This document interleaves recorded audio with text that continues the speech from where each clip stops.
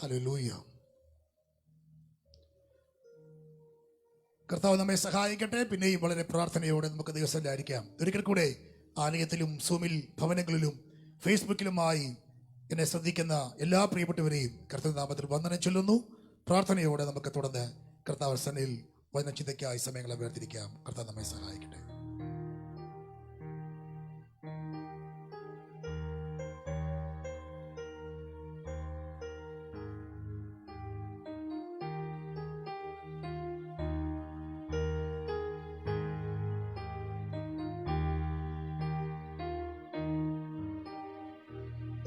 പാടും ഞാൻ യേശുവിന് ജീവൻ പോവോളം നന്ദിയോടെ, ജീവൻ പോവോളം നന്ദിയോടെ. പാടും ഞാൻ യേശുവിന് ജീവൻ പോവോളം നന്ദിയോടെ, ജീവൻ പോവോളം നന്ദിയോടെ.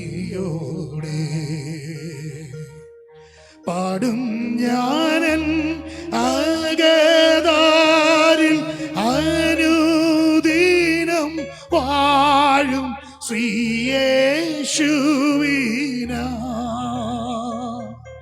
പാടും ഞാനൻ അകതാരിൽ അനുദിനം വാഴും ശ്രീയേശുവിനായി. ഒരു കേടും കൂടാതെന്നെ പാലിക്കും നാഥന് പാടി സ്തുതിക്കുമെന്നും. ഒരു കേടും കൂടാതെന്നെ പാലിക്കും നാഥന് പാടി സ്തുതിക്കുമെന്നും.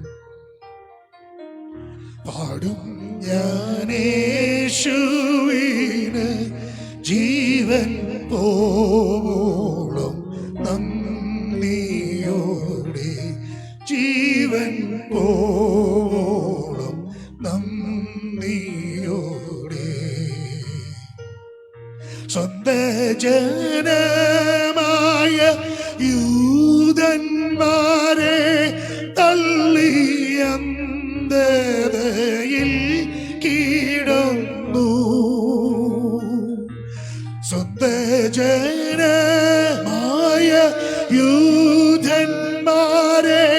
തള്ളിയന്തതയിൽ കീടുന്നു. ബേഹു സന്തപത്തോടുഴം നീടും പുറജാതി സന്തതിയെ വീണോനെ. ബേഹു സന്തപത്തോടുഴം നീടും പുറജാതി സന്തതിയെ വീണോനെ. പാടും ഞാൻ യേശുവിന് ജീവൻ പോവോളം നന്ദിയോടെ, ജീവൻ പോവോളം നന്ദിയോടെ. കാട്ടോലീവിൻ ശാഖയായിരുന്ന എന്നിൽ നല്ല ഫലം നീറപ്പാൻ.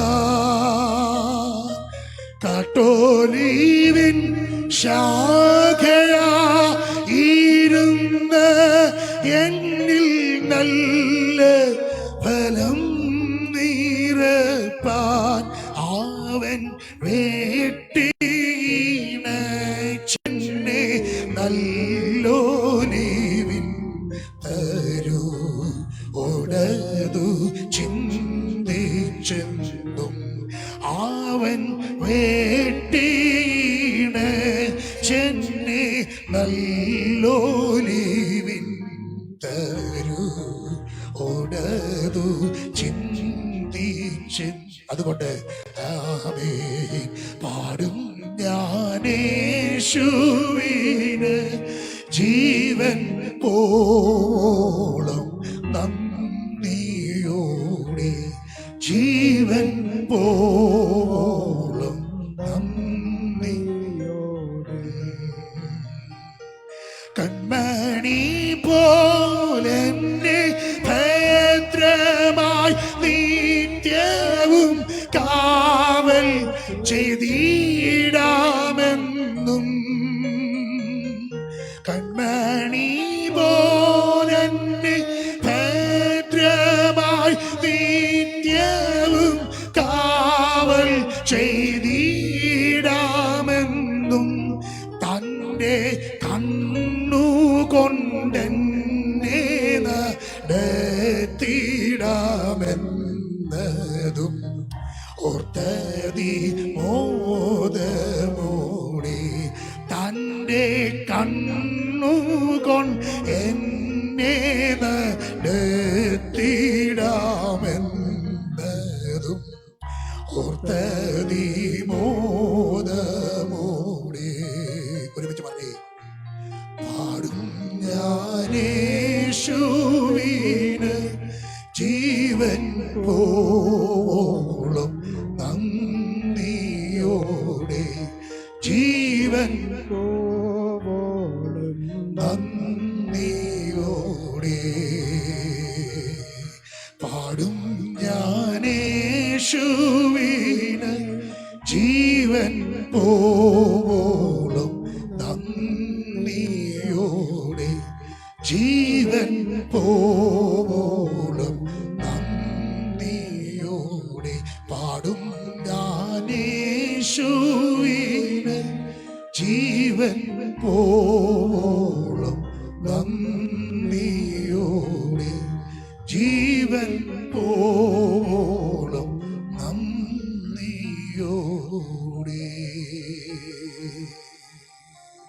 ഹല്ലേലൂയ. എല്ലാവരും ഒരിക്കൽ കൂടെ കർത്താവ് അനുഗ്രഹിക്കട്ടെ. വളരെ വേഗത്തിൽ ദൈവചിന്തയിലേക്ക് നമ്മുടെ ശ്രദ്ധയെത്തിരിക്കാം.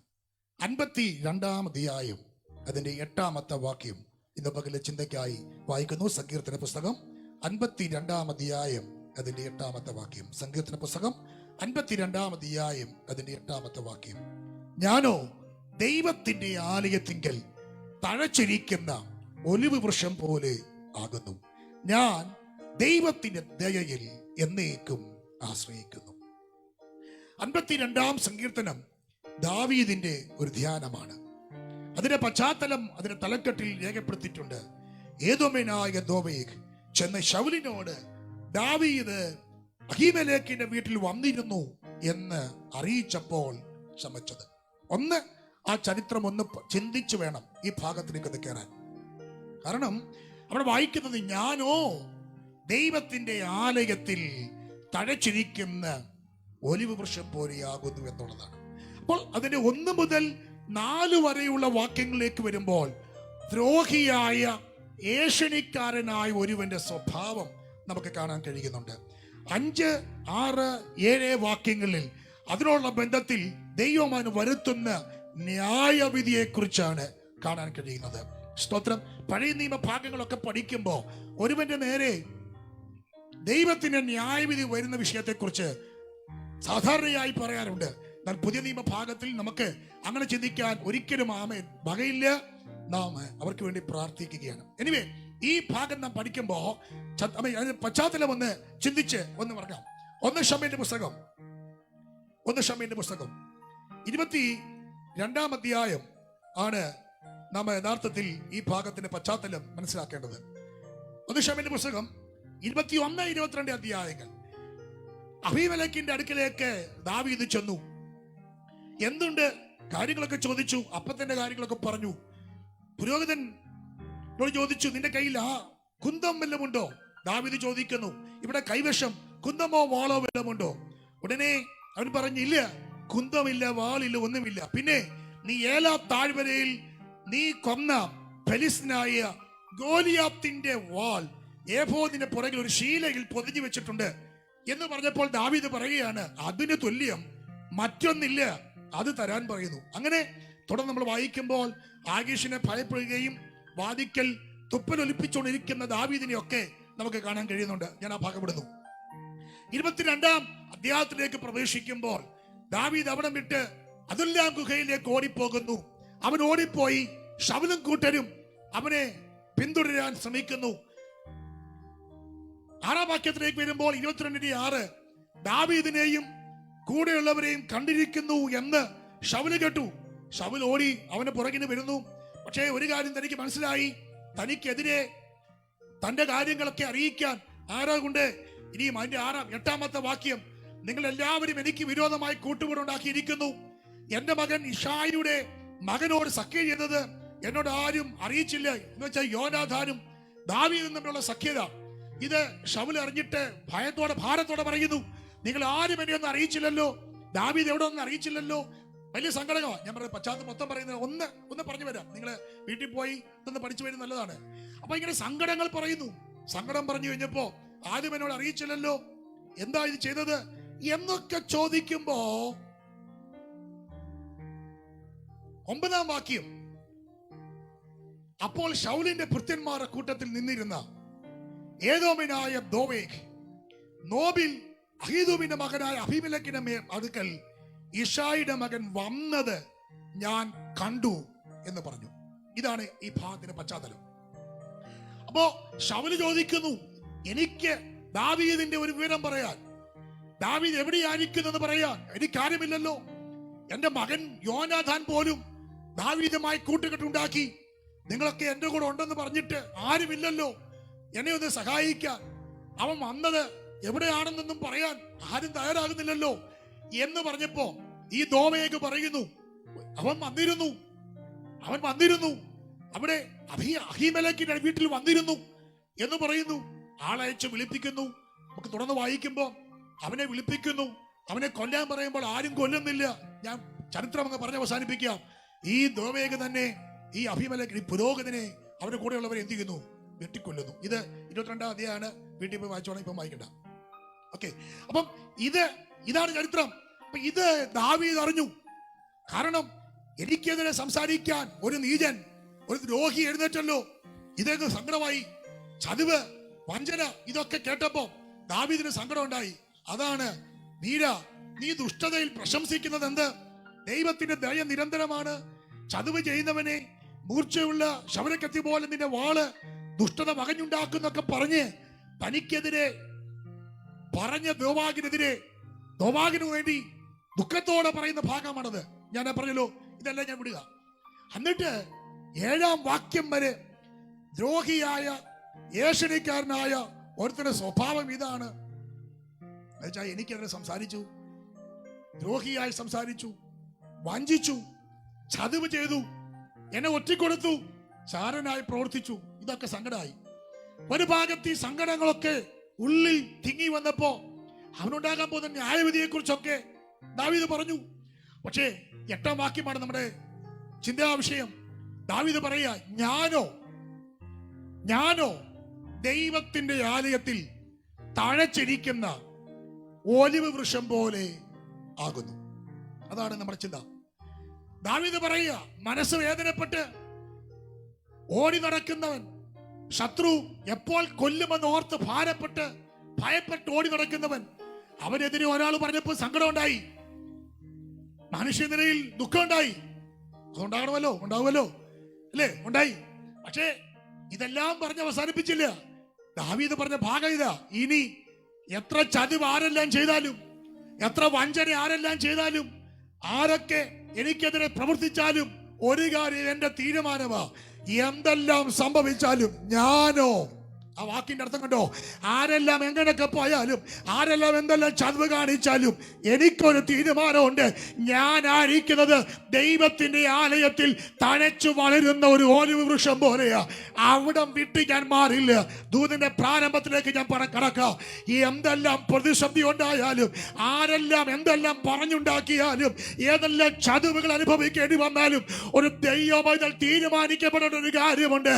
എന്തെല്ലാം സംഭവിച്ചാലും, എന്തെല്ലാം കാര്യങ്ങൾ ഉണ്ടായാലും, ദൈവ സാന്നിധ്യം വിട്ട്, അവരുടെ സന്നിധാനം വിട്ട് ഞാൻ മാറുകയില്ല. Praise the Lord. Hallelujah. Okay, സ്തോത്രം. ഞാൻ കഴിഞ്ഞ ആഴ്ചയിൽ ഓർപ്പിച്ചതുപോലെ ദാവീദ് ദൈവത്തിന്റെ ആലയം എന്നൊക്കെ പറയുമ്പോ അന്ന് ആലയമില്ല. ശലോമോന്റെ കാലഘട്ടത്തിൽ തന്നെ ആലയം. ഞാൻ കഴിഞ്ഞ ആഴ്ച പറഞ്ഞ ഓർമ്മയോടെ ചിന്തിക്കുന്നു. എന്റെ പാദങ്ങൾ, എന്റെ കാലുകൾ യെരൂശലേമേ നിന്റെ വാതിലിനകത്ത് നിൽക്കുന്നു. ആലയത്തിന്റെ അടുക്കൽ അല്ല, പുറത്തല്ല, അകത്ത് എന്ന് നാം ചിന്തിച്ചു. അപ്പൊ ആലയമില്ലെങ്കിലും ആലയത്തെ മുൻകൂട്ടി കണ്ടുകൊണ്ടാണ് അന്ന് ദാവീദ് പറഞ്ഞത്. അതേ ഭാഗമാണിത്. ദോവാഗ് എനിക്കെതിരെ എന്തെല്ലാം പറഞ്ഞാലും അത് നിമിത്തം ഒരു പുരോഹിതനും കുടുംബമൊക്കെ നഷ്ടപ്പെട്ടു എന്നത് ശരിയാണ്, ദുഃഖമുണ്ടായി. പക്ഷെ ഇതെല്ലാം ഉണ്ടായാലും ഞാനോ, ആ വാക്കെന്നെ ചിന്തിപ്പിച്ചു, ഞാനോ ഏത് പ്രതിസന്ധി വന്നാലും ഞാനോ ദൈവത്തിന്റെ സാന്നിധ്യം വിട്ട് ഞാൻ പോകില്ല. ഇത് പറഞ്ഞ ഞാൻ ഒരിക്കൽ കൂടെ പറയാം പ്രിയരെ, ഒരുപക്ഷെ നമുക്ക് അനുകൂലമോ പ്രതികൂലമായ സാഹചര്യങ്ങൾ ഉണ്ടായേക്കാം. ഏതെല്ലാം അനുകൂലമോ പ്രതികൂലമായ പ്രതിസന്ധികൾ ഉണ്ടായാലും ദൈവമക്കൾ തീരുമാനിക്കേണ്ട കാര്യമുണ്ട്, ദൈവ സാന്നിധ്യം വിട്ട് ഞാൻ പോകില്ല. ഒന്നുകൂടെ പറഞ്ഞു വരുന്നു, ഞാൻ ആലയത്തിൽ തഴച്ചിരിക്കുന്ന ഒരു വർഷം പോലെ ഉണങ്ങിപ്പോയ പണ്ട് ഏതാണ്ട് ഫലമുണ്ടായിരുന്ന, ഞാൻ പണ്ട് ആരായിരുന്നു അറിയാവോ എന്ന് പറയുന്ന ഒരു വർഷം എന്നല്ല. പിന്നെ ഇപ്പോഴും ഞാൻ എന്ത് ചെയ്യുക? താഴെ ചിരിക്കുക. ഹലോ, നമുക്ക് പറയാൻ ഒത്തിരി ഉണ്ട്. പണ്ട് ആരായിരുന്നറിയോ? പണ്ട് ഞാൻ ആലയത്തോടെ കയറിയാൽ എന്തായിരുന്നറിയോ? ഞാൻ ആലയത്തിൽ ചെന്ന് അറിയാനുണ്ടായിരുന്നൊക്കെ നമ്മൾ പറയാറുണ്ട്, അല്ലേ? സ്തോത്രം, ഹല്ലേലൂയ. ഇവിടെ പറയാം, ഇപ്പോഴും ഞാൻ എന്ത് ചെയ്യുക? തഴച്ചിരിക്കുക. ഉണങ്ങിപ്പോയതല്ല, കൊമ്പുകൾ ഉണങ്ങിയതല്ല, ഇല വാടിയതല്ല, ഇല കൊഴിഞ്ഞതല്ല, ഫലമില്ലാത്തതല്ല. ഞാൻ ഇപ്പോഴും ആരാണ്? തഴച്ചിരിക്കുന്ന. ഹല്ലേലൂയ. ആരെങ്കിലും എന്തെങ്കിലും എവിടെങ്കിലും പറയുക കേട്ടുമ്പോ നമ്മളങ്ങ് വാടി തളരുകയല്ലേ, നമ്മളങ്ങ് ക്ഷീണിക്കുകയല്ലേ. അവൻ എനിക്കെതിരെ അത് പറഞ്ഞു, എനിക്കെതിരെ അങ്ങനെ സംസാരിച്ചെന്നൊക്കെ പറഞ്ഞ് പലപ്പോഴും നമ്മൾ വാടി തളരും. പക്ഷെ ഒരു കാര്യം പറയാ, ആരെല്ലാം എവിടെല്ലാം എന്തൊക്കെ പറഞ്ഞാലും ഇന്ന് പകൽ നമ്മുടെ എന്റെ ദൈവ സാന്നിധ്യവും എന്റെ ദൈവകൃപയും വിട്ട് ഞാൻ മാറില്ല. അതെന്റെ തീരുമാനമാണ്, അതെന്റെ ഉറപ്പാണ്. സ്തോത്രം. നമ്മ ഇന്ന് പകൽ ചിന്തിക്കുന്ന ഭാഗം ഒലിവിനെ കുറിച്ചാ. അതുകൊണ്ട് ഞാൻ ആ പാട്ട് പാടി. സ്തോത്രം. ഒലിവിനെ കുറിച്ചൊന്ന് ചിന്തിച്ചു വരണം. ദാവീദ് പറയാ, ഞാനോ ദൈവത്തിന്റെ ആലയത്തിൽ തഴച്ചിരിക്കുന്ന ഒലിവ് വൃക്ഷം പോലെയാകും. ആലയത്തിൽ അങ്ങനെ ഒലിവ് വൃക്ഷം നട്ടതിനെ കുറിച്ചൊന്നുമില്ല. അങ്ങനെ ആലയത്തിൽ അക്ഷരികമായി ഒലിവ് വൃക്ഷം നടന്ന കാര്യമൊന്നുമില്ല. ഈ നമ്മളെ വേദപുസ്തകം പഠിക്കുമ്പോ യഹൂദന്റെ ആത്മീക, രാഷ്ട്രീയ, സാമൂഹിക ജീവിതത്തെയൊക്കെ ഉപമിച്ചിരിക്കുന്നത് വൃക്ഷങ്ങളുമായി ബന്ധപ്പെട്ട. നമുക്കറിയാം, അത്തി യഹൂദന്റെ രാഷ്ട്രീയ അനുഭവങ്ങളും, മുന്തിരി യഹൂദന്റെ ആത്മീക അനുഭവങ്ങളും, അതുപോലെ തന്നെ ഒലിവ് യഹൂദന്റെ പൗരോഹിത്യ അനുഭവങ്ങളെയുമാണ് കാണിക്കുന്നത്. അത് അനുഭവങ്ങളെ കുറിച്ചാണ് ഞാൻ പറഞ്ഞത്. അപ്പോ ഒരു യഹൂദന്റെ തളിർപ്പ്, ഇതൊക്കെ നമുക്കറിയാം. ഈ ഒലിവ് വൃക്ഷവുമായി ബന്ധപ്പെട്ട് നാം പഠിക്കുമ്പോൾ ഒത്തിരി കാര്യങ്ങൾ പഠിക്കപ്പെടണം. ഒന്ന്, ഞാൻ പഠനത്തിൽ എനിക്ക് മനസ്സിലാക്കിയ കാര്യം ഞാൻ പറഞ്ഞുതരാം. നല്ല കാലാവസ്ഥയും അനുകൂലമായ ക്രമീകരണങ്ങളും ഒക്കെ ചെയ്താൽ ഏകദേശം ഒരു 6 മീറ്റർ പൊക്കത്തിൽ വളരുന്ന ഒരു വൃക്ഷമാണ് ഒരു വൃക്ഷം. ഇനിയും അത് നമ്മൾ വെട്ടിക്കളഞ്ഞാലും അതിന്റെ കുറ്റി പൊട്ടിക്കളിക്കും. അത് ഇല്ലാതാക്കാൻ ശ്രമിച്ചാലും അതിന്റെ വേരിൽ നിന്ന് അത് പൊട്ടിക്കളിക്കും. അങ്ങനെ ഫലം കൊടുക്കുന്ന നല്ല ഒരു വൃക്ഷമാണ് ഒലിവ്. ഞാൻ ഇനി തുടർന്ന് അല്പം ഒലിവിന്റെ കാര്യങ്ങളൊക്കെ പറയുമ്പോൾ അതിന്റെ ആത്മീയ ചിന്തകളെ പറഞ്ഞ് ഈ ദൂതൊന്ന് കൊണ്ടുവരാൻ വേണ്ടി ഞാൻ ശ്രമിക്കുന്നത്. ഇവിടെ പറയുന്നു, ഞാന് ആലയത്തിൽ തഴച്ചിരിക്കുന്ന ഒലിവൃക്ഷം പോലെയാണ്. ആലയത്തിൽ ഒലിവുണ്ട്. നീ ഒന്നൊന്ന് ഓടിച്ചു വരണം. ആവർത്തന പുസ്തകം 28-ാം അധ്യായം. ആവർത്തന പുസ്തകം 28-ാം അധ്യായം 28-ാം അധ്യായത്തിന്റെ 40-ാം വാക്യം. ഒരു വൃക്ഷങ്ങൾ നിന്റെ നാട്ടിലൊക്കെയും ഉണ്ടാകും, എങ്കിലും നീ എണ്ണ തേക്കയില്ല, നിന്റെ പിഞ്ച് പൊഴിഞ്ഞു പോകും. ഇത് ആവർത്തന പുസ്തകം 28-ാം അധ്യായം അനുഗ്രഹത്തിന്റെയും ശാപത്തിന്റെയും അധ്യായമാണ്. 14 വരെ അധ്യായം വാക്യങ്ങൾ അനുഗ്രഹത്തിന്റെ വാക്യങ്ങളും 15 മുതലുള്ള വാക്യങ്ങൾ ദൈവകൽപ്പന അനുസരിക്കാത്തവർക്കുള്ള ശാപത്തിന്റെ കാര്യങ്ങളുമാണ്. ഇവിടെ പറയാ, ഒരു വൃക്ഷങ്ങൾ നിന്റെ നാട്ടിൽ എന്തുണ്ടാകും? ഉണ്ടാകും. നാട്ടിലൊക്കെ ഒരു വൃക്ഷം ഉണ്ടാകും. പക്ഷേ നിനക്ക് എന്തില്ല? ഈ എണ്ണ തേക്കാൻ പറ്റില്ല. ഈ അതിനൊരു ആത്മീയ ചിന്തയുടെ പറഞ്ഞുതരാം. കാണാൻ ഒരു വൃക്ഷമുണ്ട്, പക്ഷെ അതിന് എണ്ണ തേക്കാൻ പറ്റില്ല. ഈ ആലയത്തില് ആണെന്ന് പറഞ്ഞാലും അതിന്റെ ആ എണ്ണ അനുഭവിക്കാൻ പറ്റുന്നില്ലെങ്കിൽ, എണ്ണ തേക്കുന്ന അനുഭവങ്ങളൊക്കെ നിങ്ങൾക്ക് മനസ്സിലാകുന്നുണ്ടല്ലോ. അഭിഷേകത്തിന്റെ എണ്ണ അനുഭവിക്കാൻ പറ്റുന്നില്ലെങ്കിൽ ആലയത്തിലാന്ന് പറഞ്ഞിട്ട് കാര്യമില്ല. ഞാൻ ഒന്ന് പറഞ്ഞു വരുമ്പോൾ അത് പറയാം, ഒന്ന് മനസ്സിലാക്കി കൊണ്ടുവരാം. ഇനിയും 1 രാജാക്കന്മാരുടെ പുസ്തകം 6-ാം അധ്യായത്തിന്റെ 23 മുതലുള്ള വാക്യങ്ങളും ഞാൻ ഇതെല്ലാം വിടുക, പറഞ്ഞു വിടാം. നിങ്ങൾ വീട്ടിൽ പോയി വായിക്കുക. 1 രാജാക്കന്മാർ 6-ന്റെ 23 മുതൽ 33 വരെയും, നെഹമ്യാവ് 8-ന്റെ 14-15 ഈ വാക്യങ്ങളൊക്കെ വായിക്കുമ്പോൾ ആലയത്തിൽ ഒലിവിനുള്ള സ്ഥാനങ്ങളെ കുറിച്ചുണ്ട്. ഇനിയും അറിയാവുന്ന വാക്യമാണ് പുറപ്പാട് പുസ്തകം 27-ാം അധ്യായം 20-ാം വാക്യം. ഞാനത് പിന്നോട്ടൂടെ പറയും. ഇടിച്ചെടുത്ത തെളിവുള്ള ഒലിവെണ്ണ ആലയത്തിൽ വിളക്ക് നിരന്തരം കത്തിക്കൊണ്ടിരിക്കേണ്ടതിന്. ഇനിയും ആലയത്തിന്റെ പണികാര്യങ്ങൾ, ആലയത്തിനകത്തെ കാര്യങ്ങളൊക്കെ നോക്കുമ്പോൾ അതുണ്ട്. ഞാൻ പറയല്ലോ, ഞാൻ എല്ലാ ഭാഗം വായിച്ച് വിശദമാക്കുന്നില്ല. നിങ്ങൾ വീട്ടിൽ പോയി വായിക്കാമെങ്കിൽ നെഹമ്യാവിന്റെ പുസ്തകത്തിലൊക്കെ ഉണ്ടാകും. അതിനകത്തുള്ള കാര്യങ്ങളൊക്കെ നിങ്ങൾ വായിക്കുക. ആ വാക്യം റമസ് ഒന്നുകൂടെ പറഞ്ഞു വരണമെങ്കിൽ 1 രാജാക്കന്മാർ 6-ന്റെ 23 മുതൽ 33 വരെ, നെഹമ്യാവ് 8-ന്റെ 14-15, പുറപ്പാട് 27-ന്റെ 20. ഇത് ഇത്രയും പറഞ്ഞു വിടുന്നു. ഈ ഒലിവ് നമ്മൾ പഠിക്കുമ്പോ ഇതിനകത്ത് എണ്ണയുണ്ട്. സക്കീരാ പ്രവചനം 4-ാം അധ്യായം 3-ാം വാക്യം, 11-ാം അധ്യായം 4-ാം അധ്യായം 3-ാം വാക്യവും 11-ാം വാക്യവും 14-ാം വാക്യവും ഇത് പഠിക്കുമ്പോ 2 അഭിഷക്തന്മാരെ കാണുന്നുണ്ട്. മധ്യസ്ഥ അണയ്ക്കുന്ന അഭിഷക്തന്മാരെ കാണുന്നുണ്ട്. ഞാൻ പറയുന്നത് ഇതൊന്നും അല്ല വിശദമാക്കുന്നത്, ഞാൻ ഒന്ന് പറഞ്ഞ് മുമ്പോട്ട് വരാൻ വേണ്ടിയാ. അവിടെ മധ്യസ്ഥത അണയ്ക്കുന്ന അഭിഷക്തന്മാരെ കാണാം. യേശു കർത്താവിനെ കുറിച്ച് പഠിക്കുമ്പോഴും യേശു കർത്താവ് കൂടുതൽ സമയം പ്രാർത്ഥനയ്ക്കായി സമയം വേർതിരിച്ചത് ഒലിവുമലയിലാണ്. രാത്രിയിൽ അവൻ എന്ത് ചെയ്യും? ഒലിവുമലയിലേക്ക് പോകും. അവിടെ എല്ലാം നമ്മൾ പഠിക്കുമ്പോൾ മധ്യസ്ഥ പ്രാർത്ഥനയുടെ ഒരു കാര്യം കാണുന്നുണ്ട്, അപേക്ഷിക്കുന്ന ഒരു കാര്യം കാണുന്നുണ്ട്. ഞാനത് വിടുന്നു. മധ്യസ്ഥ പ്രാർത്ഥനയ്ക്കും ദൈവസന്നിധിയിൽ പ്രാർത്ഥനാ സമയങ്ങളിൽ ചെലവഴിക്കുന്ന നിഴലായിട്ടും ഒലിവിനെ നമുക്ക് കാണാൻ കഴിയും. ആ ഭാഗം വിടുക. എനിക്ക് അടുത്ത വിഷയത്തിലേക്ക് വരിക. ഈ ഒലിവ് ഫലം കായ്ക്കും. ആ വാക്യം വായിക്കണം. ആവർത്തന പുസ്തകം 24-ാം വാക്യം, 24-ാം അധ്യായം. ഞാൻ പറഞ്ഞ പ്രധാന ചിന്തകൾ മാത്രമേ പറയുന്നുള്ളൂ. ആവർത്തന പുസ്തകം 24-ാം അധ്യായം 20-21 വാക്യം വായിക്കണം. ഞാൻ ആ വാക്യം വായിക്കുന്നു. ആവർത്തന പുസ്തകം 24-ാം അധ്യായം 20-21 വാക്യം. ഒലിവ് വൃക്ഷത്തിന്റെ ഫലം തല്ലുമ്പോൾ കൊമ്പ് തപ്പിപ്പറിക്കരുത്, അത് പരദേശിക്കും അനാഥനും വിധവയ്ക്കും ഇരിക്കട്ടെ. മുന്തിരിത്തോട്ടത്തിലെ പഴം അറുത്തെടുക്കുമ്പോൾ കാലാ പെറുക്കരുത്. ഇത് ദൈവം കർത്താവ് കൊടുത്ത ഉപദേശമാണ്. ഒലിവ് മരത്തിന്റെ ഫലം തല്ലുമ്പോൾ കൊമ്പ് എന്ത് ചെയ്യരുത്? തപ്പിപ്പറിക്കരുത്. എന്ന് വെച്ചാൽ നമ്മുടെ വീട്ടിലൊരു വൃക്ഷം ഉണ്ടെങ്കിൽ അടയച്ചങ്ങ് പറിക്കുമല്ലോ. വഴിക്കട പോകുന്നവർക്കും കൊടുക്കത്തില്ല, നാട്ടുകാർക്കും കൊടുക്കത്തില്ല. മാക്സിമം നമ്മുടെ കാര്യമല്ല, കൊടുക്കാത്ത കാര്യം. പോട്ടെ. കർത്താവ് പറയാ എന്ത് ചെയ്യരുത്? അങ്ങനെ പറിക്കരുത്. കൊമ്പ് അങ്ങനെ എന്ത് ചെയ്യരുത്? തപ്പിപ്പറിക്കരുത്. മനസ്സിലായല്ലോ? അങ്ങനെ തന്നെ വാക്യം. കൊമ്പ് എന്ത് ചെയ്യരുത്? തപ്പിപ്പറിക്കരുത്. അതവിടെ ഇട്ടേക്കണം. ഇത് പരദേശിക്കും അനാഥനും വിധവയ്ക്കും ഇരിക്കട്ടെ. അങ്ങനെയൊക്കെ ഒരു മനസ്സുണ്ടാകണം. Praise the Lord. Praise the Lord. അറിയില്ലേ? ഓക്കെ. അപ്പോ എന്റെ വിഷയം അതല്ല, എന്റെ അതിന് മുമ്പത്തെ വാക്കാ. ഒലിവ് വൃക്ഷത്തിന്റെ ഫലം തല്ലുമ്പോൾ. അപ്പോ ഈ ഒലിവ് വൃക്ഷത്തിന്റെ ഫലം എങ്ങനെയാ പറിക്കുന്നേ? ആ വാക്യത്തുണ്ട്, തല്ലിപ്പറിക്കുക. അടുത്ത വാക്യം 21-ാം വാക്യം. മുന്തിരിത്തോട്ടത്തിലെ പഴം അറക്കുമ്പോ. ഇത് തമ്മിൽ വ്യത്യാസമുണ്ട്. മുന്തിരിത്തോട്ടത്തിലെ പഴം എന്ത് ചെയ്യുക? അല്ലെങ്കിൽ മുന്തിരിങ്ങ എന്ത് ചെയ്യുക? അറുത്തടക്കുക. പക്ഷെ ഒലിവ് വൃക്ഷത്തിന്റെ ഫലമോ തല്ലിപ്പറിക്കുക.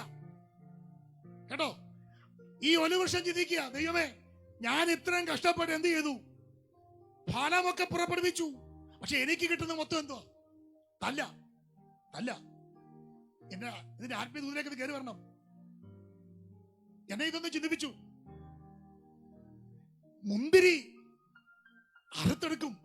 കാരണം മുന്തിരി തല്ലിപ്പറിച്ച പിന്നെ പ്രയോജനമില്ല, അതിന് ഫലം കിട്ടില്ല. ഓർക്കണേ, അടുത്ത് നിൽക്കുന്ന, ഞാനത് മനസ്സിലാക്കാൻ വേണ്ടി പറയാം, അടുത്ത് നിൽക്കുന്ന മുന്തിരിത്തോട്ടത്തിലെ മുന്തിരി എന്ത് ചെയ്യുമായിരുന്നു? അറുത്തെടുക്കുക. പക്ഷേ തൊട്ടിപ്പുറത്തേക്കുന്ന ഒലിവിന് അതിന്റെ ഫലം എന്ത് ചെയ്യുക? ഇത് കാണുമ്പോ ഒലിവിന് എന്തോ ഉണ്ടാകും? സങ്കടം ഉണ്ടാവും. കൂടെ നിൽക്കുന്ന, കൂടെ ആരാധിക്കുന്ന, കൂടെ ഇറങ്ങിയ പല മുന്തിരിയും എന്ത് ചെയ്യുന്നേ ഉള്ളൂ? അറുത്തെടുക്കുന്നേ ഉള്ളൂ. പക്ഷെ എനിക്കെന്തുണ്ട്? ഓ, മനസ്സിലാകുന്നുണ്ടോ ഞാൻ ഈ പറയുന്നത്? മനസ്സിലാകുന്നുണ്ടോ? പക്ഷെ ഒരു കാര്യം ഓർത്തോണം, നിനക്ക് തല്ല് കിട്ടുന്നുണ്ടെങ്കിൽ ദൈവത്തിന് നിന്നെ കുറിച്ചുള്ള പദ്ധതി എന്താ അറിയാമോ? നിന്നെ അകത്ത് കൊണ്ടുപോകാനാ, ആലയത്തിനകത്ത് കൊണ്ടുപോകാനാ. എത്ര പേർക്ക് ദൂതം മനസ്സിലാകുന്നുണ്ട്? ആർക്കുമില്ലാത്ത തല്ല് നിനക്ക് ലഭിക്കുന്നുണ്ടെങ്കിൽ, പലർക്കുമില്ലാത്ത ബുദ്ധിമുട്ട്, കഷ്ടത നീ അനുഭവിക്കുന്നുണ്ടെങ്കിൽ, അതിന്റെ അർത്ഥം എന്തെന്നറിയാമോ? നിന്നെ അകത്ത് കൊണ്ടുപോകാൻ വേണ്ടിയാ. ഓ, മനസ്സിലാകുന്നവർ കർത്താവിന് സ്തോത്രം ചെയ്തേ.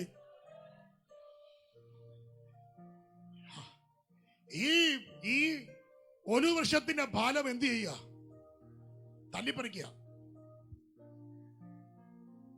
ഈ ഒരു വർഷത്തിന്റെ ഫലം തല്ലിപ്പറിക്കുമ്പോ ഒരുപക്ഷെ ഞാൻ പറഞ്ഞല്ലോ, അടുത്ത് നിൽക്കുന്ന മുന്തിരിക്കില്ലാത്ത പ്രശ്നം തനിക്കുണ്ടാകുക, മുന്തിരിക്കില്ലാത്ത പ്രയാസം തനിക്കുണ്ടാകുക. അപ്പൊ ചിന്തിക്കും, ദൈവമേ, എന്തുകൊണ്ട് എനിക്കിത് സംഭവിക്കുന്നു?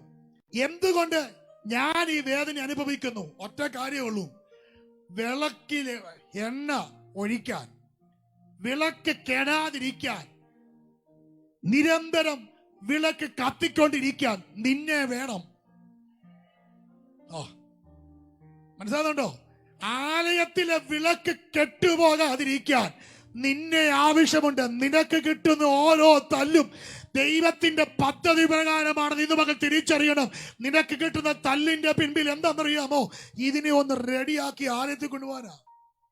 ഞാനൊന്ന് അതിലേക്കൊന്ന് പ്രവേശിക്കാം, എങ്കിലും ഒന്ന് പറഞ്ഞു വരാം.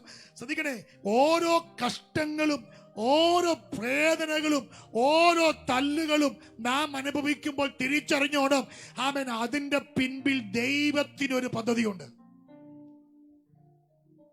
ഈ മുന്തിരിയെ തല്ലിയ ഞാൻ പറഞ്ഞു, പിന്നെ അതിനെ കൊള്ളുവോ? കൊള്ളത്തില്ല. മുന്തിരിയെ തല്ലിപ്പറിക്കാൻ പറ്റില്ല. അതുകൊണ്ടാണ് നമ്മൾ വായിക്കുന്നത്, ജീരകം കോലുകൊണ്ടും കരിഞ്ജീരകം വടി കൊണ്ടും. കണ്ടോ? ഓരോന്നിനെ എങ്ങനെ ചെയ്യണമെന്ന് ആർക്കറിയാം? അറിയാം. സ്തോത്രം. ജീരകത്തിന്മേൽ മെതിവണ്ടി കയറ്റില്ല. കാരണം മെതിവണ്ടി കയറ്റിയാൽ അത് എന്ത് ചെയ്യും? പൊടിഞ്ഞു പോകും. ഇതൊക്കെ വാക്യൊക്കെ അറിയാതെ ചിന്തിക്കുക. സ്തോത്രം. അപ്പോ എങ്ങനെ എന്ത് ചെയ്യണമെന്ന് ആർക്കറിയാം? ദൈവത്തിനറിയാം. എന്നിട്ട് ആ ഭാഗം വഹിക്കുമ്പോൾ താഴെ കാര്യമുണ്ട്, അതും യഹോവയിങ്കൽ നിന്ന് വരുന്നു, അവൻ ആലോചനയിൽ ഉത്കൃഷ്ടവാനാണ്. ദൈവത്തിനറിയാം നിന്നെ എങ്ങനെ പുറത്തെടുക്കണമെന്ന്, നിന്നെ എങ്ങനെ ഫലം പുറമെ പറിച്ചെടുക്കണമെന്ന്. ഈ പകൽ ഈ ദൂത് ഒരിക്കൽ കൂടെ പറയാ, ആർക്കുമില്ലാത്ത കഷ്ടതകളും ആർക്കുമില്ലാത്ത വേദനകളും നിനക്കുണ്ടാകുമെങ്കിൽ, സമപ്രായക്കാരായ പലർക്കുമില്ലാത്ത വേദനകൾ നീ സഹിക്കുന്നുണ്ടെങ്കിൽ, അതിന്റെ പിൻപിലുള്ള പദ്ധതി നിനക്കറിയത്തില്ല. പക്ഷെ ദൈവത്തിനറിയാം. നിന്നെ ഒരിക്കൽ കൂടെ ഒന്ന് റെഡിയാക്കിയെടുത്ത് ആലയത്തിലെ നിരന്തരം കത്തിക്കൊണ്ടിരിക്കുന്ന വിളക്ക് കെട്ടുപോകാതിരിക്കേണ്ടതിന് ദൈവം ഒരുക്കുന്ന ഒരു മേഖലയാണത്. ഇത് പറഞ്ഞതുകൊണ്ട് ആ ഭാഗം കൂടെ ഒന്ന് പറഞ്ഞു വരാം. സ്തോത്രം. ഞാൻ ഈ ഭാഗം പഠിച്ചപ്പോ മനസ്സിലാക്കിയ ഒരു കാര്യമുണ്ട്. ഈ ഒലിവെണ്ണ എടുക്കുന്നത് രണ്ട് വിധത്തിലാണ്. ഈ ഒലിവ് വൃക്ഷം ഫലം കായ്ച്ച് പാകമായി കഴിയുമ്പോ ഈ വൃക്ഷം, ഈ ഫലം തല്ലിപ്പറിച്ചിട്ട് ഇത് പ്രധാനമായി ഒലിവെണ്ണയാണ് ഉപയോഗിക്കുക. ഒലിവെണ്ണ അറിയാലോ, ഒലിവെണ്ണയാണ് ഏറ്റവും പ്രധാനമായുള്ളത്. ഞാൻ പറഞ്ഞു വരാം. ഒലിവെണ്ണ ഒത്തിരി കാര്യങ്ങൾക്ക് വേദപുസ്തകത്തിലുണ്ട്, ഒത്തിരി കാര്യങ്ങൾക്ക് ഉപയോഗിക്കുന്നുണ്ട്. അതൊന്ന് ഓടിച്ച് പറയാം. ഓക്കെ. അപ്പം ശ്രദ്ധിച്ചേ, ഈ കായ് പാകമായി കഴിയുമ്പോ തല്ലിപ്പറിക്കും. തല്ലിപ്പറിച്ചത് കൊണ്ട് അവസാനിക്കില്ല കേട്ടോ. തല്ലിപ്പറിച്ചതുകൊണ്ട് എന്ത് ചെയ്യത്തില്ല? അവസാനിക്കില്ല. ഇതിനെ ചെയ്യുന്നൊരു കാര്യം അറിയോ? ചക്കയിലിട്ടാട്ടും. ഞാൻ പഠിച്ചപ്പോ ഇങ്ങനെയാണ് അതിൽ എഴുതിയിരിക്കുന്നത്, ഒന്നുകിൽ ചക്കിലിട്ടാട്ടും, അല്ലെങ്കിൽ കാലുകൊണ്ട് ഞെക്കി അതിന്റെ എണ്ണ എടുക്കും. എന്നുവെച്ചാൽ കാലുകൊണ്ട് ചവിട്ടി ഞെരുക്കി എണ്ണ വരുന്നത് വരെ. അത് വരുന്ന ഭാഗമാണെങ്കിൽ അങ്ങനെ, അല്ലെങ്കിൽ ചക്കിലിട്ട് ആട്ടി ഇതിന്റെ എണ്ണ എടുക്കുക. കേക്കണേ, പാകമായി കഴിയുമ്പോ തല്ല് കിട്ടിയത് കൊണ്ട് അവസാനിച്ചില്ല. ഇതിനെ എവിടെ കൊണ്ടുപോവുക? ചക്കിലേക്ക് ഇടുക. സ്തോത്രം. ചക്കിലിട്ടൊന്ന് ആട്ടി ഇതിന്റെ എണ്ണ മുഴുവൻ ശേഖരിക്കുക. ഞാൻ പറഞ്ഞല്ലോ, ഈ എണ്ണ ഉപയോഗിക്കുന്നത്, ഞാൻ അതും ബാക്കികൾ മാത്രം പറഞ്ഞു വരാം. എണ്ണ ഉപയോഗിക്കുന്ന പല വിധത്തിലാ. ഈ ഒലിവെണ്ണ ഒരു ഔഷധമാണ്. യെശയ്യാപ്രവചനം 1-ാം അധ്യായം 6-ാം വാക്യം. ഒലിവെണ്ണ ഔഷധമാണ്. 2, ഇത് രാജാവിനെയും പുരോഹിതന്മാരെയും അഭിഷേകം ചെയ്യാൻ ഉപയോഗിക്കുന്നത് ഒലിവെണ്ണയാണ്. പുറപ്പാട് പുസ്തകം 29-ാം അധ്യായം 7-ാം വാക്യം. സ്തോത്രം. 1 ശമൂവേൽ പുസ്തകം 10-ാം അധ്യായം 7-ാം വാക്യം. ഇവിടെ എല്ലാം എണ്ണ എന്ന് ഉപയോഗിച്ചിരിക്കുന്നത് ഒലിവെണ്ണയാണ്. എന്ന് വെച്ചാൽ രാജാവിനെയും പുരോഹിതനെയും അഭിഷേകം ചെയ്യാൻ ഉപയോഗിക്കുന്നത് ഈ ഒലിവെണ്ണയാണ്. ഇനിയും മുമ്പ് വായിച്ച വാക്യത്തിൽ നിന്ന് തലയിൽ പുരട്ടാൻ ഈ എണ്ണ ഉപയോഗിക്കും. ഇനിയും രോഗിയുടെ സൗഖ്യത്തിന് വേണ്ടി രോഗിയുടെ മേൽ ഇത് പുരട്ടും. ഇനിയും ലേവ്യ പുസ്തകം 8-ാം അധ്യായം 26-ാം വാക്യം. യാഗ അർപ്പണത്തിന് ഇത് പുരട്ടും. ഇനിയും ലേവ്യ പുസ്തകം 14-ാം അധ്യായം 10-ാം വാക്യം. കുഷ്ഠരോഗികളുടെ ശുദ്ധീകരണത്തിന് ഈ ഒലിവെണ്ണയാണ് പുരട്ടുന്നത്. അപ്പൊ നിങ്ങൾ നോക്കിക്കേ, ഔഷധമായി രാജാവിനെയും പുരോഹിതനെയും അഭിഷേകം ചെയ്യാൻ, തലയിൽ പുരട്ടുവാൻ, രോഗികളുടെ ശരീരത്തിൽ പുരട്ടുവാൻ, യാഗാർപ്പണത്തിനായി, കുഷ്ഠരോഗിയുടെ ശുദ്ധീകരണത്തിനായി എല്ലാം ഉപയോഗിക്കപ്പെടുന്ന എന്താ? ഈ ഒലിവെണ്ണയാ. നിങ്ങൾ നോക്കിക്കേ, ഇത്രയും ഞാൻ അതിങ്ങനെ പറഞ്ഞുതരാം. വിവിധമായുള്ള ഉപയോഗത്തിനായി ഈ ഒലിവെണ്ണ ഉപയോഗിക്കപ്പെടണമെങ്കിൽ ഈ ഒലിവെണ്ണ കടന്നു പോകേണ്ട ചില മേഖലയുണ്ട്. നിങ്ങൾ എന്നോട് ഉണ്ടോ? മനസ്സിലാകുന്നുണ്ടോ? ഹല്ലേലൂയ. ഞാന് ഒലിവെണ്ണയെ കുറിച്ച് ഒന്ന് ഓടിച്ചു പഠിച്ചത് ഈ ഭാഗം ചിന്തിച്ചപ്പോഴാണ്. ഇത്രയും ഉപയോഗങ്ങൾ ഏറ്റവും കുറഞ്ഞത് ഒലിവെണ്ണയ്ക്കുണ്ട്. അപ്പൊ ഞാനത് ചിന്തിച്ചു. ഇത്രയും പല വിധത്തിലുള്ള, ഒന്നുകൂടെ പറയാം, രോഗികൾക്ക് സൗഖ്യമായി, യാഗാർപ്പണത്തിനായി, ഒരു കുഷ്ഠരോഗി ശുദ്ധീകരണം പ്രാപിക്കാൻ, അതുപോലെ തന്നെ രാജാവിനെയും പുരോഹിതനെയും അഭിഷേകം ചെയ്യാൻ ഒക്കെ ഈ ഒലിവെണ്ണ ഉപയോഗിക്കണമെങ്കിൽ, ഒന്നുകൂടെ പറയാം, ഈ ഒലിവെണ്ണ എന്ത് ചെയ്യണം? തല്ലിപ്പറിക്കലിന് വിധേയമാകണം. ചക്കിൽ കയറാൻ താല്പര്യപ്പെടണം.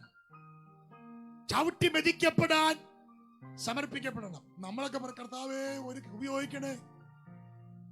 നമ്മളീ ഉപയോഗിക്കാൻ ആഗ്രഹിക്കുന്നത് എങ്ങനെ അറിയോ? വളരെ സ്മൂത്തായ എന്തിനേലും ഉപയോഗിക്കപ്പെടാനാ. അല്ലേ? കർത്താവേ എന്നെ ഉപയോഗിക്കണേ എന്നൊക്കെ പറയുമ്പോ, ഉപയോഗിക്കപ്പെടണമെങ്കിൽ നമ്മൾ കടന്നു പോകേണ്ട ചില മേഖലയുണ്ട്. ഇവിടെ ദാവീദ് പറയുക, ഞാന് ദൈവത്തിന്റെ ആലയത്തിൽ തഴച്ചിരിക്കുന്ന ഒരു വർഷം പോലെ. നമുക്ക് ദാവീദിനോട് ചോദിക്കാം, ദാവീദേ, നീ ഇങ്ങനെ തഴച്ചിരിക്കല്ലേ? നീയും തല്ലി പഠിച്ചല്ലേ? നീ ഫലം കായ്ച്ചത് കൊണ്ട് നിനക്ക് എന്ത് കിട്ടിയിട്ടുണ്ട്? തല്ല് കിട്ടിയിട്ടുണ്ട്. പക്ഷെ എന്നിട്ടും നിന്റെ തഴച്ചിരിക്കുന്ന അനുഭവത്തിൽ എന്ത് ചെയ്തിട്ടില്ല? മാറ്റം ഉണ്ടായിട്ടില്ല. ഞാൻ പറയല്ലോ, നിങ്ങൾക്ക് കൃഷികളുമായിട്ടൊക്കെ നല്ല ബോധ്യമുണ്ടല്ലോ. മാവ് നിറച്ച് മാങ്ങ ഉണ്ടായി, പല നിലകളിൽ അത് പറിച്ചു. ഇപ്പം പിന്നെ അതൊന്നുമില്ല. പണ്ട് സ്കൂളിൽ പോകുന്ന സമയത്ത് പിള്ളേർക്ക് അതായിരുന്നു, ഒരു മാവ് ഉണ്ടെങ്കിൽ അതായിരുന്നു, അല്ലേ? ഇപ്പം പിന്നെ അങ്ങനെ പിള്ളേരോട്ട് പുറത്തിറങ്ങാറുമില്ല, കല്ല് എറിയാൻ അറിയത്തുമില്ല, നമ്മളോട്ട് സമ്മതിക്കത്തുമില്ല. സത്യം പറഞ്ഞാൽ പണ്ട് കല്ലെറിഞ്ഞൊക്കെ ജീവിച്ച മക്കളൊക്കെയാണ് നല്ലതായിട്ട് വന്നിട്ടുള്ളത്. പോട്ടെ, ഹല്ലേലൂയ. ഇപ്പൊ എല്ലാം സ്വതന്ത്രം ഹോർമോൺ കോഴിയെ പോലെ വീട്ടിയിട്ട് വളർത്തുക. പോട്ടെ, അഴിച്ചുകൂടി കുറച്ചൊക്കെ പോട്ടെ. അപ്പൊ ഞാൻ പറഞ്ഞത് അവരൊക്കെ എന്തൊക്കെ നല്ല കാര്യശേഷി ഉണ്ടായിട്ടുണ്ട്. പോട്ടെ. അപ്പൊ ഞാൻ പറയുന്നേ, നമ്മളെ ഒരു വൃക്ഷം നിറച്ച്, ഒരു മാവ് നിറച്ച് മാങ്ങ ഉണ്ടായ പല നിലകളിൽ അത് തല്ലിപ്പറിക്കും, അല്ലേ? നമ്മൾ തോട്ടിയിട്ട് പറിക്കുന്നു, ആളുകൾ പറിക്കുന്നു. ഇത് പറിക്കുമ്പോ നിങ്ങൾക്കറിയാം, മാങ്ങ മാത്രമാണ് വരുന്നത്, ആണോ? അല്ല. ഈ മാവിന്റെ കൊമ്പുകളൊക്കെ എന്ത് ചെയ്യും? ഒടിഞ്ഞു വീഴും അല്ലേ? പൂവ് ഒടിഞ്ഞു വീഴും. ഇതെല്ലാം താഴെ പോകും. പക്ഷെ അടുത്ത വർഷം ഞാൻ മാങ്ങ കായ്ക്കുന്നില്ല എന്ന് മാവ് പറയോ? ഇല്ല. കഴിഞ്ഞ വർഷത്തേക്കാൾ അധികം ശക്തിയോടെ കൂടുതൽ ഫലം എന്ത് ചെയ്യും? അത് ഞാൻ പറഞ്ഞു വന്നതേ, ഈ കഷ്ടങ്ങൾ വരുമ്പോ, ഈ ഭാരങ്ങൾ വരുമ്പോ, ഇത്രയും നാൾ ഞാൻ കഷ്ടപ്പെട്ടിട്ടും ഇത്രയും നാൾ ഞാൻ ദൈവത്തിനോട് നിന്നിട്ടും എനിക്ക് ഇതേ ഉള്ളൂ, ഇനി ഞാൻ എന്ത് ചെയ്യുന്നില്ല. നമ്മൾ പറഞ്ഞ കാര്യ, ഇനി ഞാൻ ഇങ്ങനെയൊക്കെ അങ്ങ് പോകത്തേ ഉള്ളൂ. വേണ്ട, അങ്ങനല്ല. എത്ര തല്ലിപ്പറിച്ചാലും, എത്ര കൊമ്പുകൾ മുറിച്ചാലും, എത്ര ഇലകൾ പോയാലും ഒരു കാര്യത്തിൽ തീരുമാനം ഉണ്ടാകണം: ഞാൻ ദൈവത്തിന്റെ ആലയത്തിൽ തഴച്ചു വളരും. ആ വാക്ക് ഒന്നുകൂടെ പറഞ്ഞു വരാം. ഇത്രയും ഉപയോഗങ്ങളുണ്ട്. ഞാൻ അതിന്റെ ആത്മീയ ചിന്തയിലേക്ക് വരാം. ഞാൻ എന്ന ഈ ഒലിവ് വൃക്ഷത്തെ കുറിച്ച് ദൈവത്തിന് ഇത്തിരി പദ്ധതിയുണ്ട്. എന്നിൽ നിന്നും പുറപ്പെടുന്ന ഫലം നിമിത്തം ഒരാൾക്കല്ല, പല വിധത്തിൽ എന്ത് ചെയ്യണം? ഉപകാരമാകണം. ഞാൻ എന്റെ കാര്യം തന്നെ പറയാം. ഒരു ശുശ്രൂഷകൻ എന്ന നിലയിൽ പലർക്കും പല നിലകളിൽ ഞാൻ ആരാകണം? ഉപകാരമാകണം. ഒരു കുടുംബസ്ഥൻ എന്ന നിലയിൽ ഞാൻ പ്രയോജനമാകണം. ഒരു സമൂഹത്തിൽ നിൽക്കുന്ന ആളെന്ന നിലയിൽ എന്നിൽ നിന്ന് പ്രയോജനം ഉണ്ടാകണം. എന്ന് വെച്ചാൽ ഒരു വ്യക്തിയിൽ നിന്ന് പലർക്കും എന്താകണം? പ്രയോജനം ഉണ്ടാകണം. ആത്മീയ ചിന്തയിലേക്ക് വരാം. ഞാൻ ആലയത്തിൽ ഒരു വൃക്ഷമായി നിൽക്കുകയാണെങ്കിൽ ഞാനും ദൈവം മാത്രം എന്ന നിലയല്ല. രോഗിയുണ്ടോ? സൗഖ്യമാകണം. കുഷ്ഠരോഗിയുണ്ടോ? ശുദ്ധീകരണം പ്രാപിക്കണം. തകർന്നിരിക്കുന്നവരുണ്ടോ? മനസ്സിന്റെ തകർച്ച മാറണം. എന്ന് വെച്ചാൽ ഞാനാകുന്ന ഒരു വൃക്ഷത്തിൽ കൂടി പലർക്കും വിടുതൽ കിട്ടണം. കിട്ടുന്നുണ്ടോ ഞാൻ ഈ പറയുന്നത്? എന്തിനാ നമ്മളെ ദൈവം ആലയത്തിൽ നട്ടേ? ആലയത്തിൽ നട്ടത് എന്തിനു വേണ്ടിയാ? പലർക്ക് ഉപകാരമാകാനാ, പലർക്ക് നന്മയാകാനാ. ഇതില്ല എങ്കിൽ ബുദ്ധിമുട്ടാ. ശ്രദ്ധിക്കണേ, ഞാൻ ആദ്യം പറഞ്ഞ ഭാഗത്തേക്ക് ഒന്ന് വരിക. ഒലിവെണ്ണ പുറത്തു വരണമെങ്കിൽ തല്ലിപ്പറിക്കലുകൾക്ക് വിധേയമാകണം, ചക്കിലിട്ട് ആറ്റുന്നതിന് വിധേയമാകണം. എന്ന് പറയുമ്പോ എന്താ അർത്ഥം? സ്വരൂപം പോകില്ലേ? അതിന് രൂപം നഷ്ടപ്പെടില്ലേ? ഇല്ലേ? ഇല്ലേ? നിങ്ങൾക്കൊക്കെ മനസ്സിലാക്കി ഒന്നുകൂടെ വരാം. നമ്മളൊക്കെ കൊപ്ര ആട്ടാറില്ലേ? ഇല്ലേ? അയ്യോ, നിങ്ങൾ കൊപ്രായം കൊണ്ട് മില്ലിലേക്ക് പോകുന്നേ, തേങ്ങ ചെറുതായിട്ട് കൊപ്ര മുറിച്ചൊക്കെയാ പോകുന്നേ. തിരിച്ചു വരുമ്പോ ഒരു ചെറിയ ചാക്കിനകത്ത് ഒരു സാധനം തരും. അതിന്റെ പേര് തേങ്ങാ പിണ്ണാക്കെന്നായി. നമ്മൾ കൊണ്ടുപോയതിന്റെ രൂപം ഒന്നായിരുന്നു, പക്ഷെ കിട്ടിയ രൂപം മറ്റൊന്നാ. പക്ഷെ അത് മാത്രം കൊണ്ടല്ല പോകുന്നത്. ഇപ്പുറത്തൊരു പാത്രത്തിൽ എണ്ണയുണ്ട്. ഹലോ, മനസ്സിലാകുന്നുണ്ടോ? ഇത് പുറത്ത് വരണമെങ്കിൽ രൂപം മാറും. നിങ്ങൾക്ക് കിട്ടുന്നുണ്ടോ ഞാൻ ചിന്തിക്കുക കേട്ടോ. ഒത്തിരി പേർക്ക് പ്രയോജനമാണെങ്കിൽ നമ്മളെ തന്നെ ചിലപ്പോൾ ഒന്ന് ഉടയ്ക്കേണ്ടി വരും.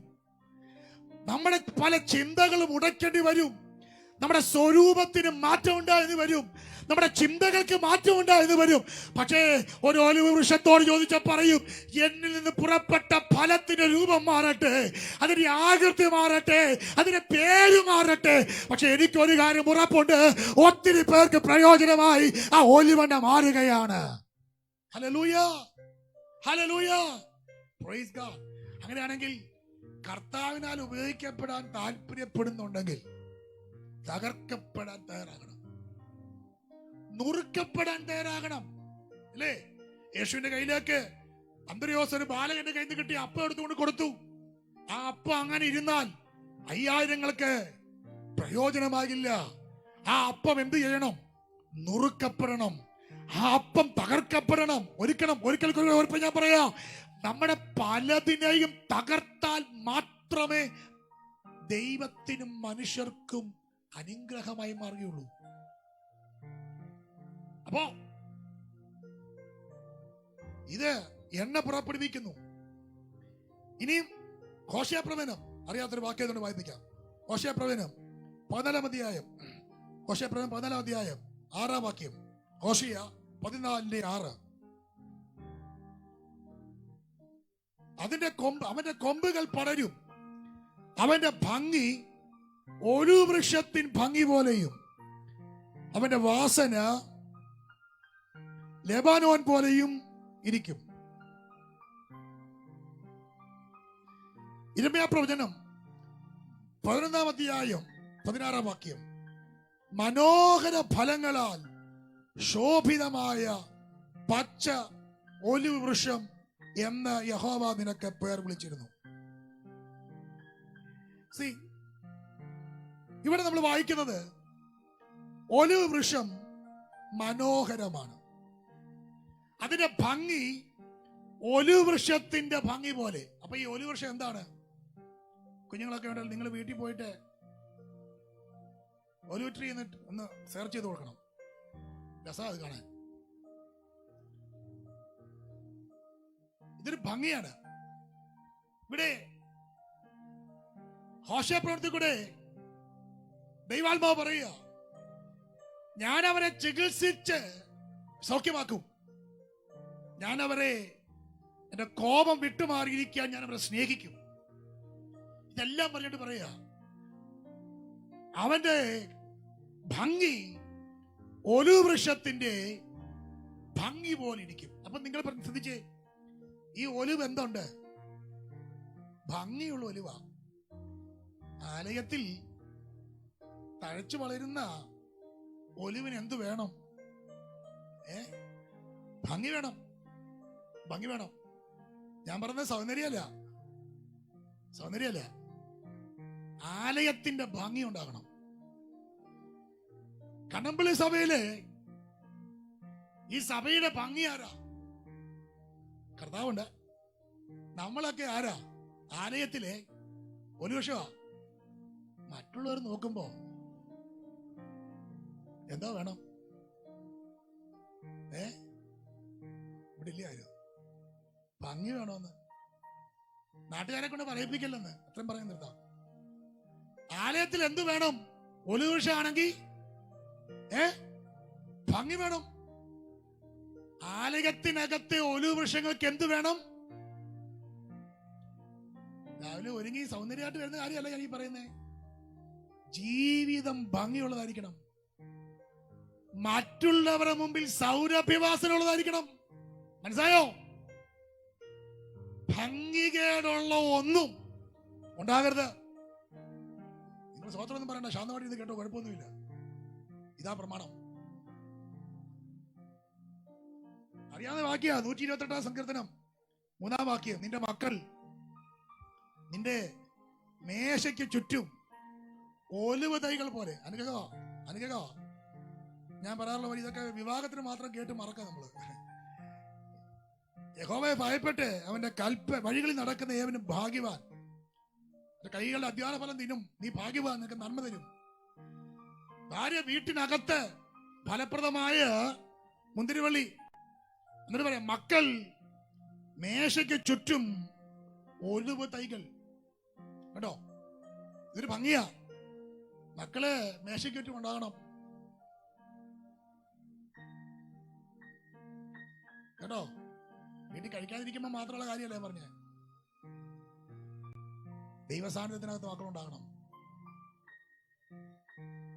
മക്കൾ മേശയ്ക്ക് ചുറ്റും ഒലിവ് തൈകൾ പോലെ. അതൊരു ഭംഗിയാ, അതൊരു അനുഗ്രഹമാ. ആർക്ക്? യഹോവയെ ഭയപ്പെടുന്ന ഭക്തന്. കേട്ടോ, അപ്പൊ ഇതൊരു ഭംഗിയാ. ഞാൻ ഇത്രയും പറയാൻ മുമ്പോട്ട് വരാം. അപ്പോ ആലയത്തിൽ നട്ടിരിക്കുന്ന വൃക്ഷം ഭംഗിയുള്ളതാണ്. ഭംഗികേട് കാണരുത്.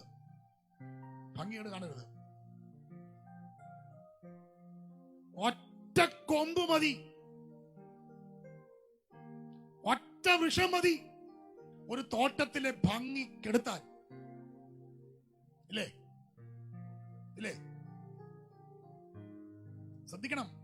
ഒരു തോട്ടം ഉണ്ടെങ്കിൽ ആ തോട്ടത്തിനകത്ത് ഒരു 10 വൃക്ഷമുണ്ടെങ്കിൽ ആ 10-ൽ 1 അല്പം ഉണങ്ങിയാൽ, വാടിയാൽ ബാക്കി 9 വൃക്ഷത്തെക്കാൾ അധികം കണ്ണെത്തുന്നത് എവിടാ?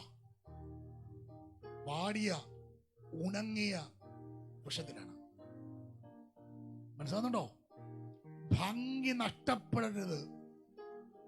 ഞാനും നിങ്ങളും നിമിത്തം ദൈവസഭയാകുന്ന തോട്ടത്തിന്റെ ഭംഗി നഷ്ടപ്പെടരുത്. കർശനമായി ഒരിക്കൽ കൂടെ പറയാം, ഗൗരവത്തോടെ പറയാം. ദൈവസഭയാകുന്ന തോട്ടത്തിന്റെ ഭംഗി നഷ്ടപ്പെടുന്നതൊന്നും സഭയ്ക്കകത്തുണ്ടാകരുത്. ആമേൻ, ആമേൻ. ഞാൻ നിമിത്തം, നിങ്ങൾ നിമിത്തം ദേശത്ത് ദൈവസഭയുടെ ഭംഗി കെടരുത്. ദൈവം പറയാ, ഒലിവ് വൃക്ഷം അത് ഭംഗിയുള്ളതാ. ഭംഗിയുള്ള ഒലിവ് വൃക്ഷം ഭംഗികേടായി മാറരുത്. അത്രയും പറഞ്ഞ് നിർത്താം ആ ഭാഗം.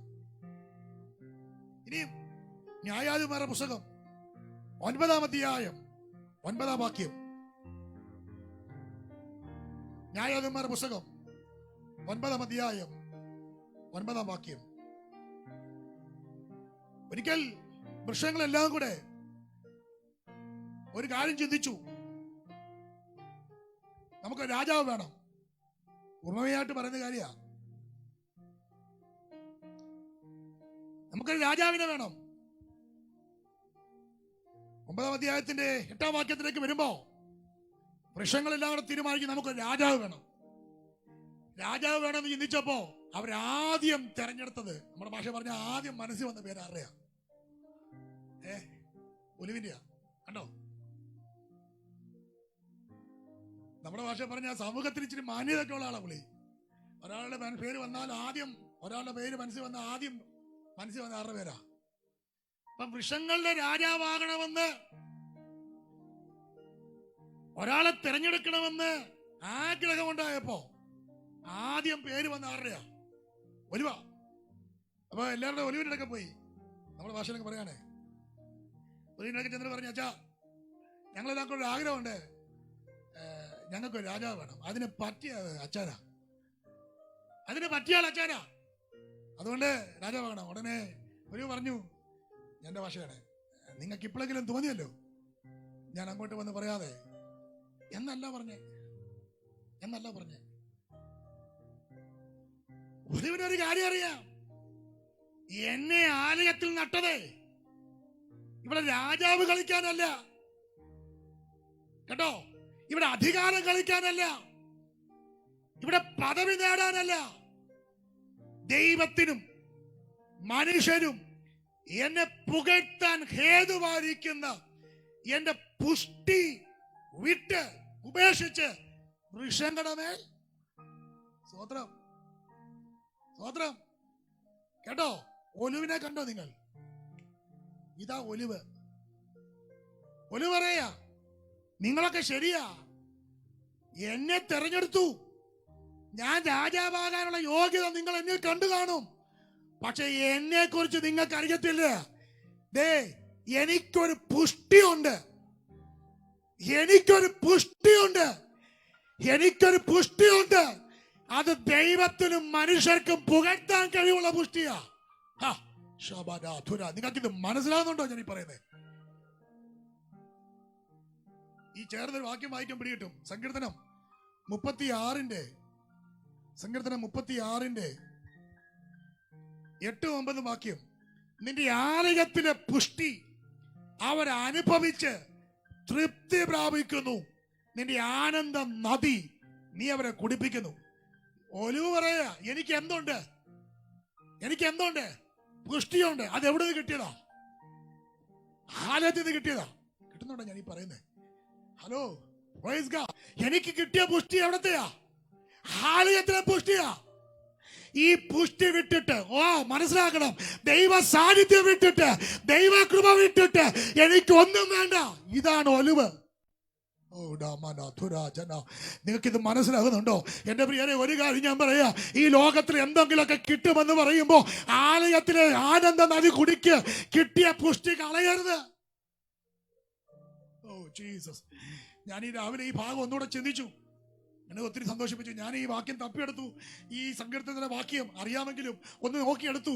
ഈ ന്യായാധിപന്മാരുടെ പുസ്തകം വായിച്ചപ്പോൾ ഈ ഭാഗം എന്റെ മനസ്സിലേക്ക് കയറി വന്നത്, നിന്റെ ആലയത്തിലെ പുഷ്ടി കേട്ടോ, നിന്റെ ആലയത്തിലെ പുഷ്ടി അവർ അനുഭവിച്ച് തൃപ്തി പ്രാപിക്കുന്നു. നിന്റെ ആനന്ദ നദി. അപ്പൊ ഈ പുഷ്ടി എവിടുന്ന് കിട്ടിയതാ കേട്ടോ? ഇന്ന് കാണുന്ന സകല പുഷ്ടിയും സമ്മതിക്കാവോ? ഇന്ന് കാണുന്ന സകല പുഷ്ടിയും കിട്ടിയത് ആ ആലയത്തിൽ നിന്ന്. ഒരു രാജാവാകാൻ വേണ്ടി, അല്പം എന്തെങ്കിലുമൊക്കെ കിട്ടാൻ വേണ്ടി, ഒരു പൊസിഷൻ കിട്ടാൻ വേണ്ടി, ഒരു അധികാരം കിട്ടാൻ വേണ്ടി ആലയത്തിലെ പുഷ്ടി വിട്ട് ഞാൻ പോകത്തില്ല. ഇന്ന് പകൽ ഒലിവ് ആ ഒരു തീരുമാനം എടുക്കണം.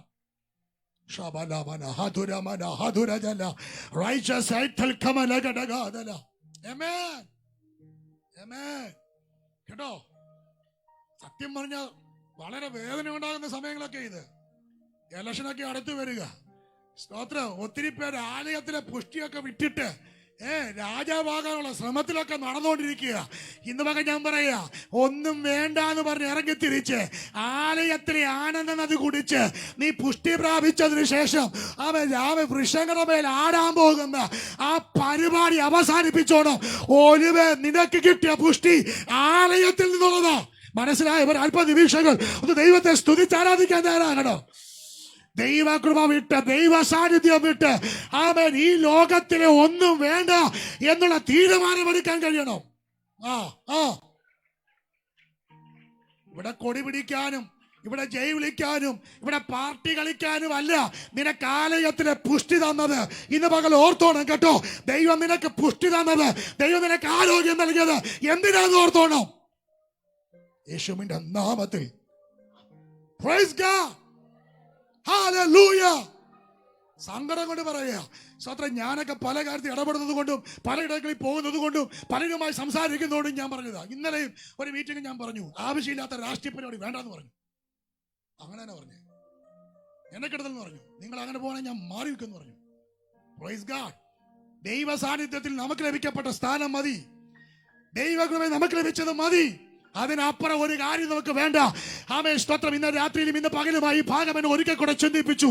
ഒലിവ് പറയുക, ശരിയാ, നിങ്ങൾക്ക് തന്നെയാ കിട്ടിയത്, നിങ്ങൾക്ക് തന്നെയാ നോക്കാൻ പറ്റിയത്.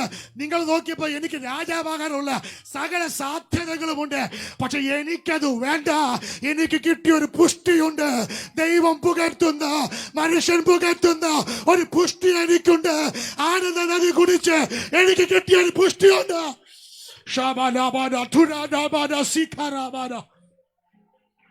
Hallelujah. Hallelujah. Hallelujah. Hallelujah. Praise God. ആ പദം നിങ്ങൾ ശ്രദ്ധിച്ചോ? ദൈവത്തെയും ദൈവവും മനുഷ്യനും പുകഴ്ത്താൻ തക്കവണ്ണം എനിക്കെന്തുണ്ട്? പുഷ്ടിയുണ്ട്. എനിക്ക് പുഷ്ടിയുണ്ട് കേട്ടോ. എനിക്ക് എന്തുണ്ട്? പുഷ്ടിയുണ്ട്. തല്ലി പറിച്ചു, ശരിയാ. എന്റെ ഫലമൊക്കെ പറിച്ചെടുത്തു, ശരിയാ. ഒത്തിരി കഷ്ടങ്ങളിൽ കൂടെ ഞാൻ കടന്നുപോയി, ശരിയാ. പക്ഷെ എന്റെ പുഷ്ടി കുറഞ്ഞിട്ടില്ല. അതാ പറഞ്ഞേ, ആലയത്തിൽ താഴെച്ചിരിക്കുന്ന കേട്ടോ. ഇന്ന് പകൽ ഉറപ്പുണ്ടോ? ഈ ലോകത്തിലെ പലതിന്റെ പുറകിന് പോയി എന്തു ചെയ്യരുത്? പുഷ്ടി നഷ്ടപ്പെടരുത്.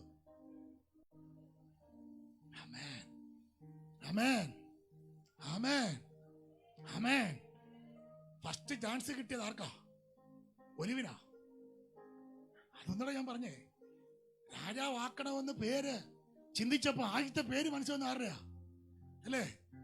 അച്ഛാ ഞങ്ങളുടെ ആരുടെയും പേര് മനസ്സിൽ വന്നില്ല എന്ന് പറഞ്ഞു. നല്ല കാര്യമാ. പക്ഷെ ദൈവത്തും മനുഷ്യനും പുകഴ്ത്താൻ എനിക്കൊരു പുഷ്ടിയുണ്ട്. അത് എവിടുന്ന് കിട്ടിയതാ? ആ വാക്കി ചേർന്ന് ചിന്തിക്കണം. എവിടുന്ന് കിട്ടിയതാ? ആലയത്തിൽ നിന്ന് കിട്ടിയ പുഷ്ടിയാ. ആനന്ദ നദി കുടിച്ച് കിട്ടിയ പുഷ്ടിയാ. ഇത് ഞാൻ വിടതല്ല. ഹലോ നിങ്ങൾ ഉണ്ടോ? മനസ്സിലാകുന്നുണ്ടോ? എനിക്ക് ദൈവ സാന്നിധ്യത്തിൽ ദൈവകൃപയിൽ ലഭിക്കപ്പെട്ട പുഷ്ടിയാ. ഇത് വിട്ടൊരു പരിപാടിക്ക് ഞാൻ ഇല്ലെന്ന് പറ കേട്ടോ. മണ്ണെ പ്രതി മാണിക്യം വിടരുത്. Oh Jesus. Amen. Amen. Amen. Amen. രണ്ടും കൂടെ പറ്റില്ല. രണ്ടും കൂടെ പറ്റില്ല. ഒലിവിനൊരു കാര്യം അറിയാം, എനിക്കുള്ള പുഷ്ടി ദൈവവും മനുഷ്യരും പുകഴ്ത്തുന്ന പുഷ്ടി ഒരു ഭാഗത്തും, ഇപ്പോഴത്തെ രാജാവ് എന്ന പൊസിഷനും രണ്ടും കൂടെ പറ്റില്ല. ചില പറഞ്ഞ് എന്തായാലും കുഴപ്പമില്ല, ഞാൻ ദൈവം വിട്ടെന്നും ആരും പറഞ്ഞു പോകത്തില്ലെന്ന്. രണ്ടും കൂടെ പറ്റില്ല. പറ്റില്ല. പറ്റില്ല. ഒരു പറയാ, ഞാൻ രാജാവാകണമെങ്കിൽ എന്ത് ചെയ്യേണ്ടി വരും? ഈ പുഷ്ടി ഉപേക്ഷിക്കേണ്ടി വരും. പിന്നെ ഞാൻ ആട്ടക്കാരനായി മാറും. വൃക്ഷങ്ങളുടെ മേൽ കണ്ടോ, എന്നെ ഏൽപ്പിച്ച പുഷ്ടി വൃക്ഷങ്ങളുടെ മേൽ ആടാനല്ല.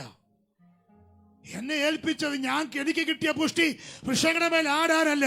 എന്നെ ഏൽപ്പിച്ചത് ദൈവത്തെയും മനുഷ്യരെയും പുകഴ്ത്താ തക്കവണ്ണം എനിക്ക് കിട്ടിയ പുഷ്ടിയാ. അത് ഞാൻ ഉപേക്ഷിക്കില്ല. ഇന്ന് പകൽ എത്ര ദൈവമക്കൾക്ക് ഇതിന്റെ ദൂതിന്റെ അർത്ഥം മനസ്സിലാന്ന് എനിക്കറിയത്തില്ല.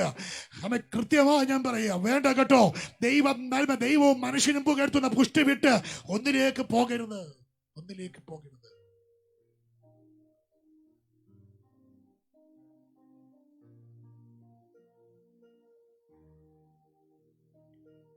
നമ്മിങ്ങനെ വായിക്കും, മനസ്സിലാക്കേണ്ട കാര്യം കൂടെ പറയാം. ഒരു ഒലിവ് മരത്തിനുണ്ടാകുന്ന നാശം അതൊരു ദേശീയ ദുരന്തം തന്നെ.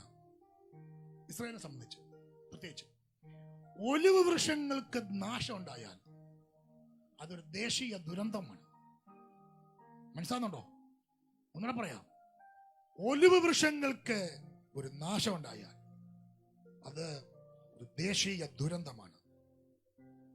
ആ സ്റ്റേറ്റ്മെന്റിന്റെ അർത്ഥം ഞാൻ പറയാം. ദൈവസഭയിലെ ഒലിവ് വൃക്ഷങ്ങൾ നശിച്ചാൽ, ദൈവസഭയിലെ ഒലിവ് വൃക്ഷങ്ങൾക്ക് നാശം ഉണ്ടായാൽ അത് സഭയ്ക്ക് നാശ, ദൈവനാമത്തിന് നാശ, അത് ദൈവനാമത്തിന് അപമാനമാ, അതൊരു ദുരന്ത. അതുകൊണ്ട് ആലയത്തിൽ നട്ടിരിക്കുന്ന വൃക്ഷം, ഒലിവ് വൃക്ഷം നശിക്കരുത്. എന്റെ നിങ്ങളുടെ ഉത്തരവാദിത്ത, എന്റെ നിങ്ങളുടെ ഉത്തരവാദിത്ത.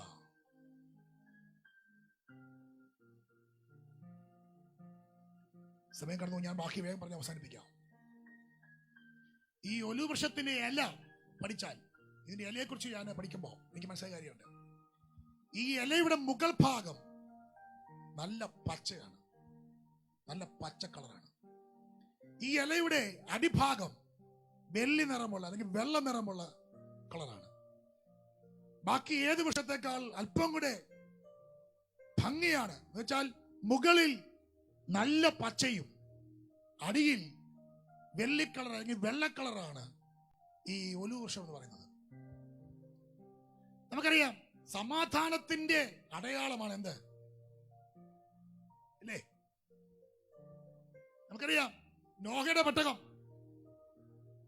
പുസ്തകത്തിലേക്ക് വരുമ്പോൾ നിങ്ങൾക്കറിയാം,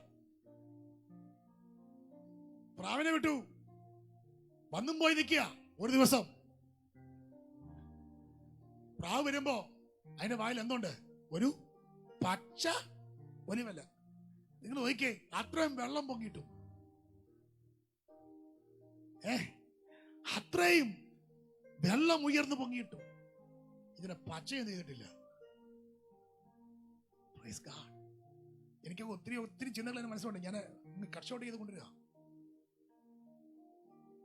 നോക്കിയേ, ഈ പച്ച ഒലിവ് കണ്ടു കഴിഞ്ഞപ്പോ ആർക്ക് സമാധാനമായി? നോക്കിക്ക്. കാരണം നോക്കിക്കൊരു കാര്യം അറിയാം, ഇതൊരു സമാധാന. നിങ്ങൾക്ക് ഞങ്ങൾക്ക് അറിയാമെന്ന് ചിന്തിക്കുന്നു. ഒലിവല എന്തിന്റെ സിമ്പിളാ? സമാധാനത്തിന്റെ. അപ്പൊ അങ്ങനെയാണെങ്കിൽ ഞാനും നിങ്ങൾ ഒലിവൃക്ഷമാണെങ്കിൽ നമ്മിൽ നിന്നുണ്ടാകണം സമാധാനം ഉണ്ടാകണം. പ്രതീക്ഷ നഷ്ടപ്പെട്ടു പോയ നോഹയ്ക്ക്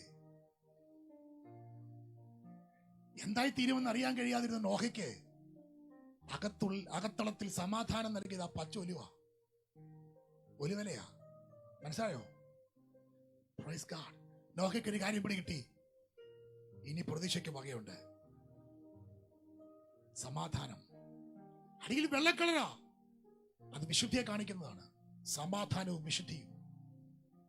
ഞാൻ വിശുദ്ധനാണ് എന്നും പറഞ്ഞ് കാണിച്ചോണ്ട് നടക്കുകയല്ല, ആ വിശുദ്ധി തന്നിൽ തന്നെ മറയപ്പെട്ടിരിക്കുക. കണ്ടോ, ഞാൻ പറയുന്നത് ഒത്തിരി ആശയങ്ങൾ അതുമായി ബന്ധപ്പെട്ടോ. പോട്ടെ, ഞാൻ വിശുദ്ധനാ കേട്ടോ എന്നും പറഞ്ഞ് കാണിക്കുകയല്ല, സമാധാനവും വിശുദ്ധിയും പറഞ്ഞ് അവസാനിപ്പിക്കേണ്ട സമയമാണെന്ന് എനിക്കറിയാം. ദാവീദ് പറയാ, ഞാനോ ദൈവത്തിന്റെ ആലയത്തിൽ തഴച്ചിരിക്കുന്ന. റോമാലേഖനം 11-ാം അധ്യായം സത്യത്തിൽ പഠിക്കണം. കാട്ടൊലിവായിരുന്നു നമ്മെ നാട്ടൊലിവോട് ഒട്ടിച്ചേർത്തു. സ്വഭാവം നിമിത്തം, സ്വഭാവത്തിൽ നമ്മൾ ആരാണ്? കാട്ടൊലിവ. പക്ഷേ വെട്ടിയെടുത്തു, നാട്ടൊലിവോട് ചേർത്തു. അതുകൊണ്ട് ഞെളിയാതെ. എനിക്ക് അതുകൊണ്ടൊക്കെ പ്രസംഗിക്കണമെന്നുണ്ടായിരുന്നു, സമയം പോയി. നിങ്ങൾ വീട്ടിൽ പോയി വായിച്ചോ 11-ാം അധ്യായം. റോമാലേഖനം 11-ാം അധ്യായം 17 മുതൽ വായിച്ചോണം. സ്വാഭാവിക കൊമ്പുകളെ ആദരിച്ചില്ല എങ്കിൽ, അറിയാതെ പറഞ്ഞേ, നിങ്ങളെയും ആദരിക്കാതെ വന്നേക്കാം. അതുകൊണ്ട് ഞെളിയാതെ ഭയപ്പെടുക. ആ വാക്കിനെ അങ്ങ് ചിന്തിപ്പിക്കാറുണ്ട്. പച്ച മലയാളം പറഞ്ഞേക്കുന്നത്. നീ ഒത്തിരി കാര്യം ഞെളിയല്ലെന്ന്. നിന്റെ ഞെളിച്ചില വേണ്ട വിചാരിക്കുന്ന നീ മിടുക്കനാണെന്ന്. വേണ്ട, ഞെളിയാതെ ഭയപ്പെടണം കേട്ടോ. ആ വാക്ക് തന്നെയാണോ കൊടുത്തേക്കുന്നത്? കാരണം സ്വഭാവ നിമിത്തം നീ കാട്ടൊലിവാ. പക്ഷെ കാട്ടൊലിവായിരുന്ന നിന്നെ വെട്ടിയെടുത്ത് നാട്ടൊലിവോട് എന്ത് ചെയ്തു? ഒട്ടിച്ചു ചേർത്തു. അതുകൊണ്ട് ഭയപ്പെടണം. ഈ ആലയത്തിനകത്തൊന്നും വരാൻ യോഗ്യതയില്ലായിരുന്നു. ആലയത്തിൽ നടാൻ യോഗ്യതയില്ലായിരുന്നു. കാട്ടൊലിവാരം നമ്മളെ നാട്ടൊലിവിനോട് ചേർത്തൊട്ടിച്ചതാ. ഇന്ന് പകൽ അത് ഓർത്തോണം. എന്തിനാക്കിയേ? താഴേച്ചു വളരാൻ, ഫലം നൽകാൻ, പുഷ്ടി നൽകാൻ, സമാധാനത്തോടെ ജീവിക്കാൻ, വിശുദ്ധിയോടെ ജീവിക്കാൻ, മറ്റുള്ളവർക്ക് ചില ഉപകാരമായി തീരാൻ. പറ്റുന്നുണ്ടോ? ദാവീദ് പറയാ, ദോവേഗ് എനിക്കെതിരെ എന്തും പറയട്ടെ, എനിക്കെതിരെ എന്തും പ്രവർത്തിക്കട്ടെ, പക്ഷെ ഞാനോ, അതെന്റെ തീരുമാനമാണ്. എന്തെല്ലാം സംഭവിക്കട്ടെ, പക്ഷെ ഞാനോ ദൈവത്തിന്റെ ആലയത്തിൽ തഴച്ചിരിക്കുന്ന ഒരു വൃക്ഷം പോലെ. കണ്ണുകളെ അടച്ചു പ്രാർത്ഥിക്കാം.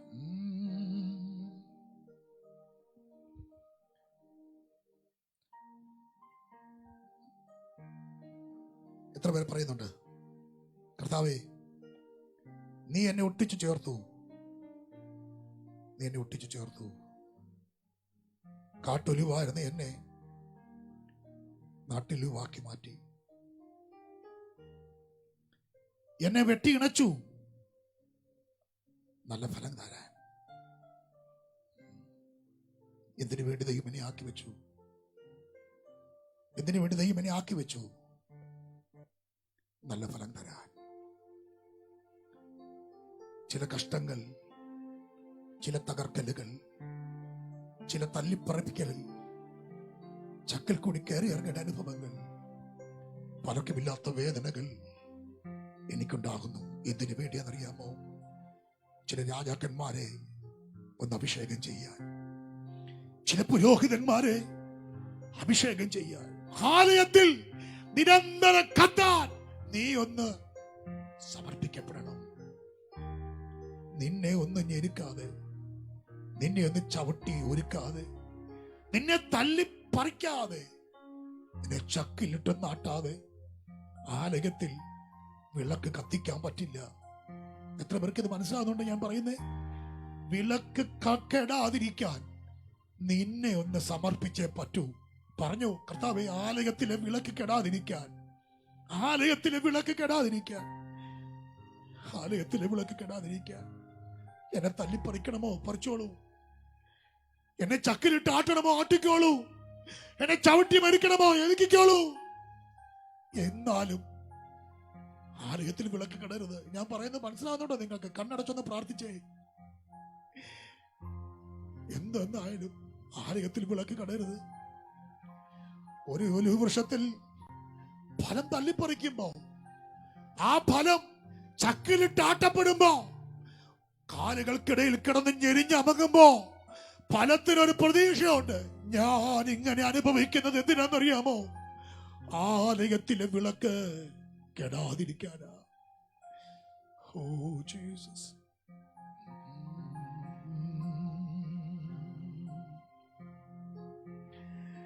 സ്വന്ത ജനമായ യൂദന്മാരെ തള്ളി അന്ധതയിൽ കിടന്നു. സ്വന്ത ജനമായ യൂദന്മാരെ തള്ളി അന്ധതയിൽ കിടന്നു. ബഹു സന്താപത്തോടുടൻ നീടും സന്തതിയെ വീണ്ടോനെ. ബഹു സന്താപത്തോടുടൻ നീടും പുറജാതി സന്തതിയെ കാട്ടോലീവിൻ ശാഖയായി എന്നിൽ നല്ല ഫലം അർത്ഥം ഗ്രഹിച്ച് പറഞ്ഞേ. കാട്ടോലീവിൻ ശാഖയായിരുന്ന എന്നിൽ നല്ല ഫലം നീരപ്പ അവൻ വേട്ടി ഇണച്ചെന്നെ നല്ലോലീവിൻ തരും ഓടതു ചിന്തിച്ചും അവൻ വേട്ടീണ ചെന്നെ നല്ലോരീവിൻ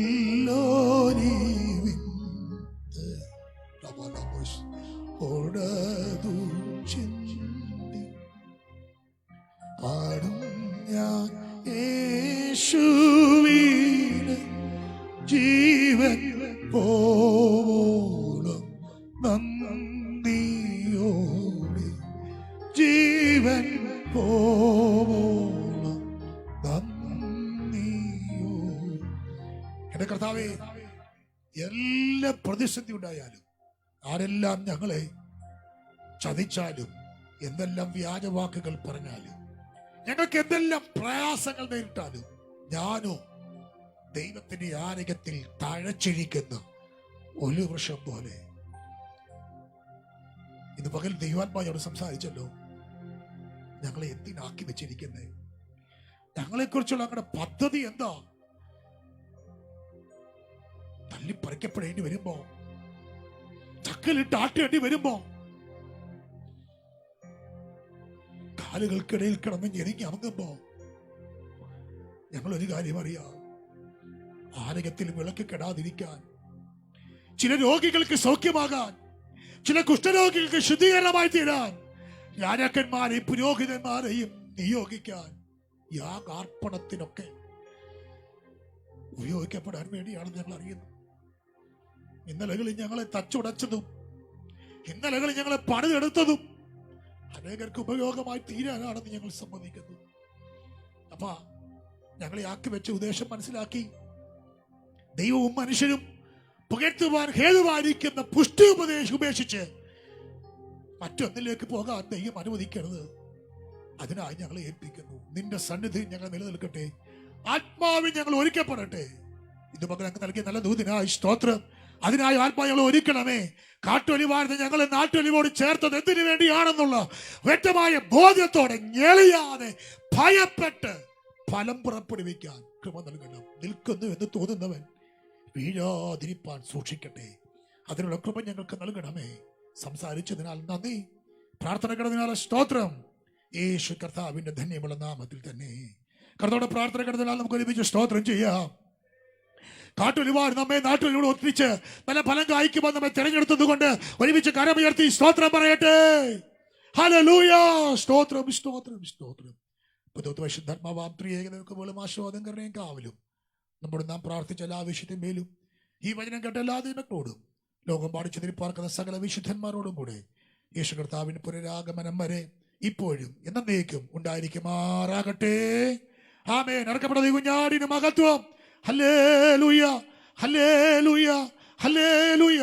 ആമേൻ. കർത്താവായ യേശുവേ വേഗം വരണമേ. ആമേൻ.